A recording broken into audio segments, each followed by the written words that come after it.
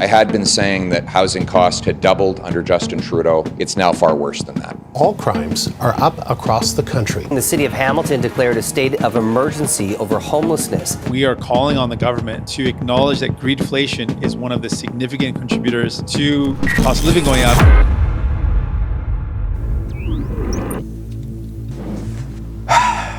You know, I rarely go on camera anymore, but this video has become quite personal to me. And I feel like the best way I can tell this story is through a more personal medium like this. And this is the story of how Canada has turned into a dystopian nightmare. And so, what am I talking about? Well, let me show you. This is the city of Waterloo in Ontario. You can think of it as the Silicon Valley of Canada, I guess. Blackberry's headquarters are here. Two well-known universities are located within about a 2 kilometers distance of one another in the city. And just over there was where I used to live when I went to school in the area in 2016. I had a 1-bedroom, 1-bathroom, 512 square foot apartment.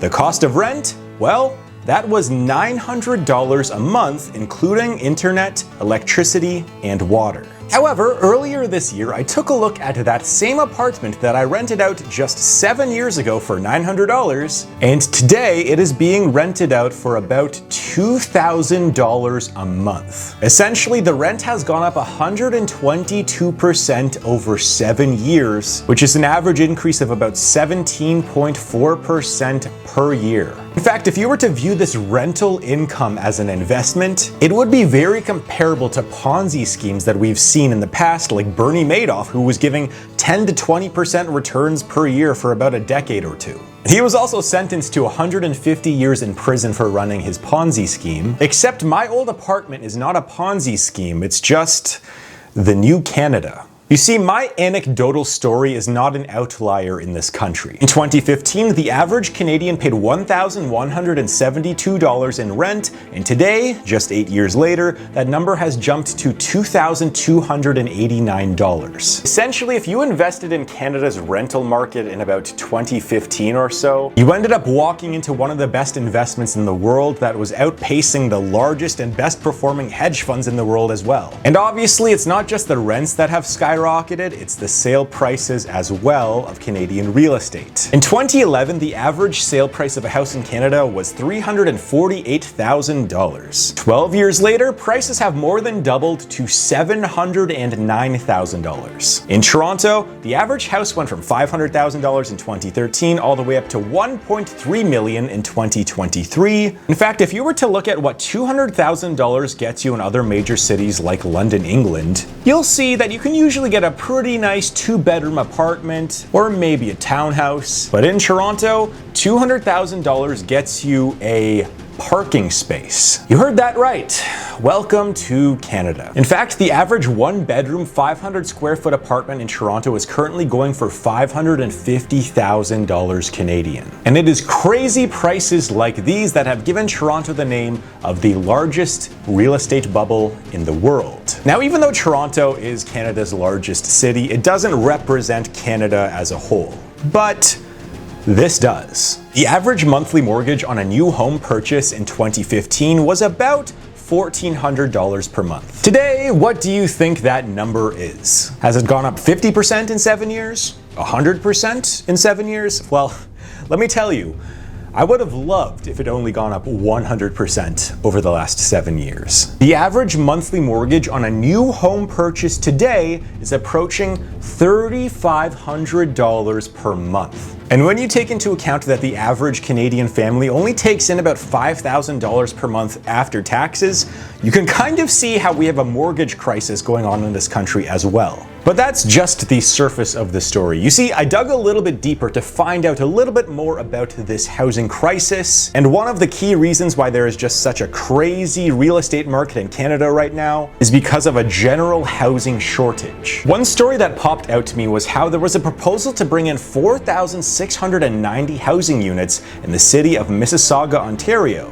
a city with about 825,000 people that has been hit especially hard by the housing crisis. The proposal was going to build a few high-rises along with an entire neighborhood of townhomes and detached houses. However, the homeowners and the city council shot down this proposal, citing things like not wanting to live in a congested area, or not wanting to live near a construction site for a few years, and also having too many shadows cast upon the surrounding area. And to be honest, I understand this thought process of the people living there. I mean, if I had just spent my life savings on a new house there to go live in somewhat of a quiet area, I wouldn't want that all of a sudden to look like a downtown corridor. But this was just one example of many rejections of large-scale housing projects being shut down in this country. And in regards to the housing shortage, there's lots more blame to pass around, so let's keep going. You see, Canada hasn't been building enough houses for about 2 decades. In the 1990s, Canada essentially stopped all public building programs, and by the 2000s, most of the private real estate developers were opting to build more profitable 500 square foot apartment buildings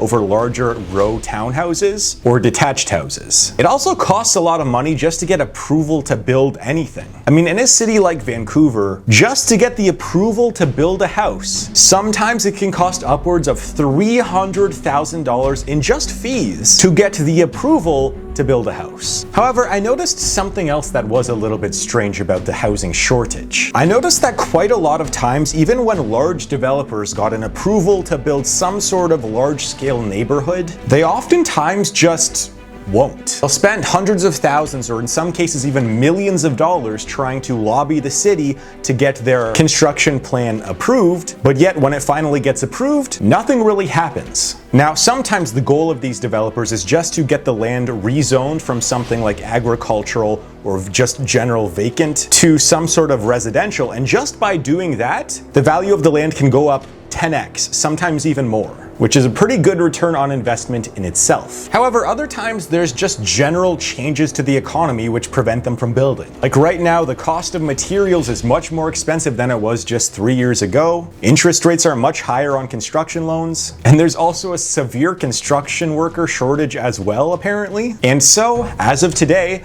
that is why Canada has the least amount of houses per capita out of any of the G7 countries, and it is estimated that Canada is currently 6 million housing units short, with a population of about 40 million people. However, the housing shortage is just one reason why Canada is turning into a dystopian nightmare. The next part of the saga is the crisis of middle class and lower class jobs, combined with the high cost of living. About 7 years ago, a $50,000 a year construction job could let you pay most of your bills in most cities, except for maybe Vancouver, or if you lived in downtown Toronto. However, now a $50,000 a year job would probably force you into moving back into your parents' house. And on top of that, Canada is the highest educated workforce in the world, meaning that much of the middle class is specifically looking for high-paying jobs to help recuperate their investment that they made into their university education.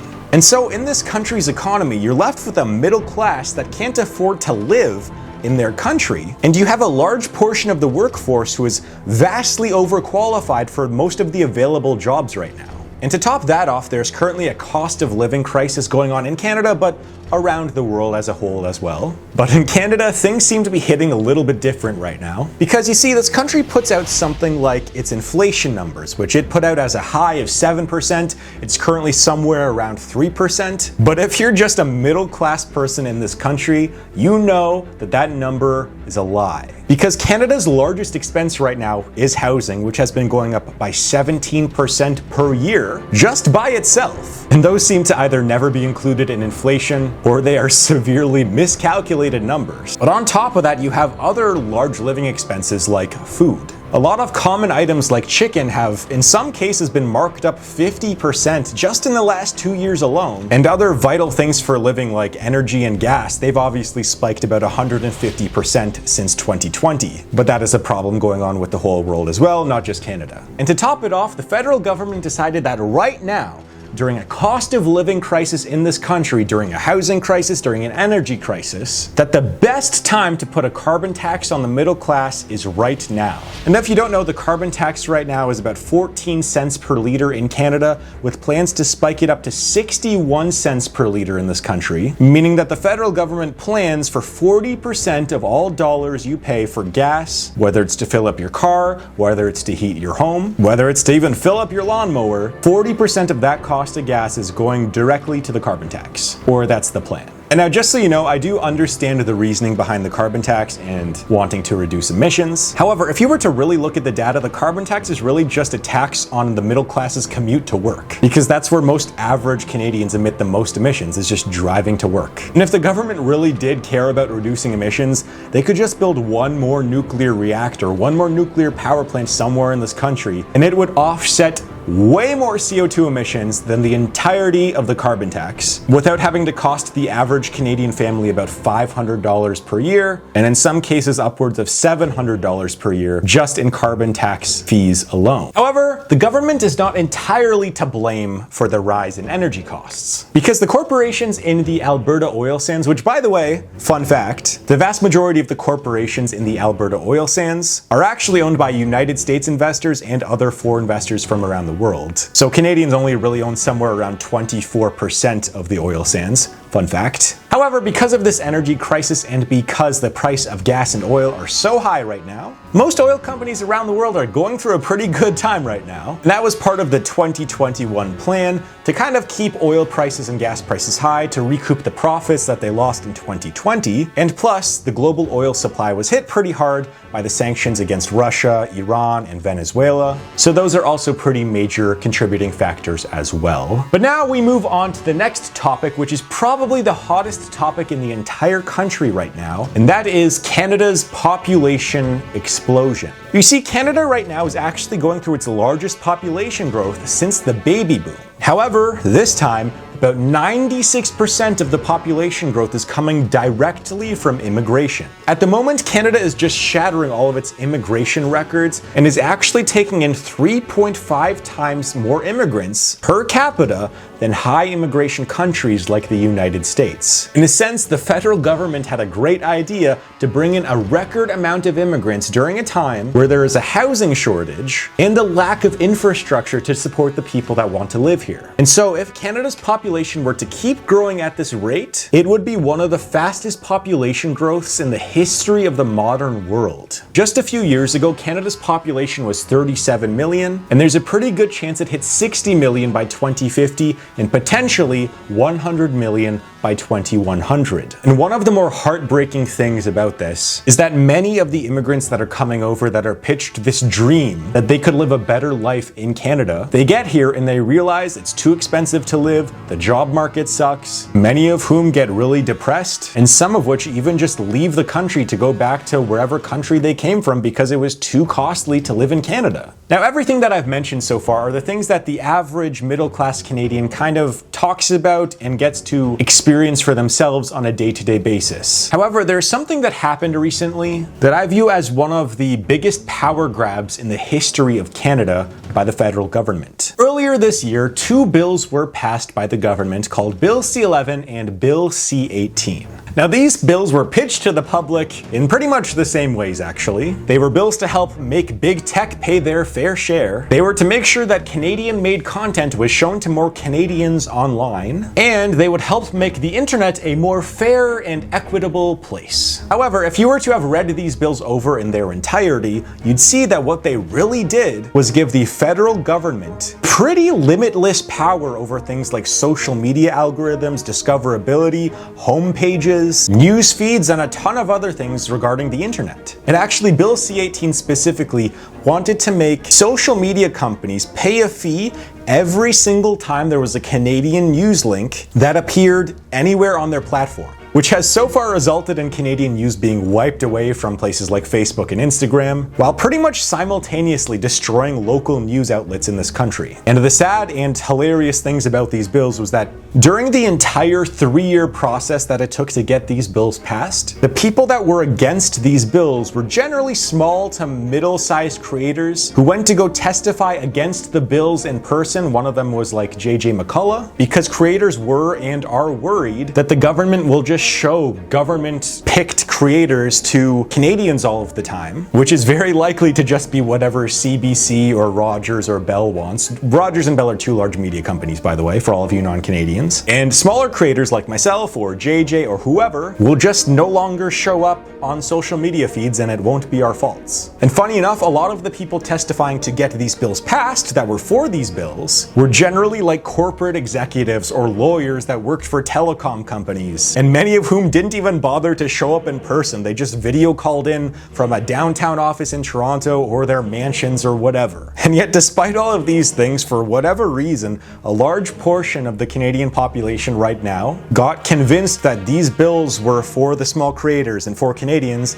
and weren't just large power grabs by Canadian corporations and the Canadian government. And another fun fact, these bills were introduced by the Ministers of Climate Change and Transportation. Because who knows more about internet and broadcasting than the Ministers of Climate Change and Transportation? Regardless, the federal government was recommended a couple dozen amendments by the Senate of Canada, who actually properly debated this bill, even though they still let it through. But at least they gave a bunch of strong amendments. However, the federal government ignored every single one of them and still bulldozed this bill through, giving them full control over the internet in Canada. And they plan on implementing these bills relatively soon. So if sometime in the next few months or the next year or whatever, if people like myself call me Chris or Linus Tech Tips, although that's a little bit edgy right now, maybe we just stop showing up on your feed soon. And maybe instead you'll start getting like CBC News and French language videos, because that's apparently what the Canadian government wants, according to their debates and testimonies that they put into their ideasphere when trying to pass this bill. So, all in all, Canada has an overreaching government that's trying to control the internet and kind of succeeded. We have a housing crisis where the average Canadian family needs to save up for 25 years just to afford a down payment on a house, and then they would probably have to take a 90-year mortgage just to afford the monthly payments, so that's great. We have food prices skyrocketing right now, in some cases even doubling over the last 2 years. Wages of the average Canadian have barely budged, so that's also cool. We have a pile of student debt.